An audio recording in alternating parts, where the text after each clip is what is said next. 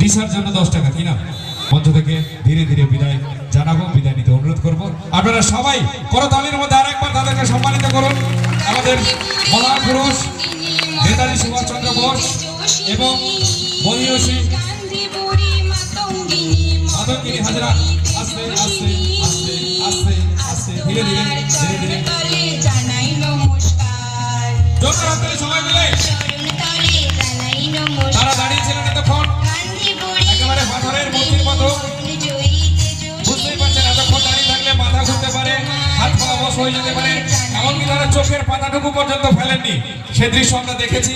তো এই কঠিন কাজ তার আমরা সেই জায়গা থেকে তিনি আরেকবার জোরদার হাততালিতে সবাই মিলে অনেকক্ষণ ধরে সবাই মিলে একজনও বাকি থাকবে না, সবাই মিলে একবার জোরদার হাততালি আমাদের বীর পুরুষ, আমাদের প্রাতঃ স্মরণীয় নেতাজি সুভাষচন্দ্র বোস তার স্ট্যাচু অবস্থা থেকে যে করেছেন তিনি মঞ্চ থেকে ধীরে ধীরে বিদায় নেবেন। আপনাদের অভিবাদন আশা করি আপনারা প্রত্যেকে হাতের তালির মাধ্যমে সেই অভিবাদন জানাবেন। আমাদের সেই মহান পুরুষ, আমাদের প্রাতঃ স্মরণীয় বিশ্ববরেণ্য নেতা আমাদের নেতাজি সুভাষচন্দ্র বোস এই মুহূর্তে মঞ্চ থেকে তার স্ট্যাচুকে আমরা বিদায় জানাচ্ছি। অসংখ্য ধন্যবাদ যিনি শিল্পী হয়ে এখানে উপস্থিত ছিলেন।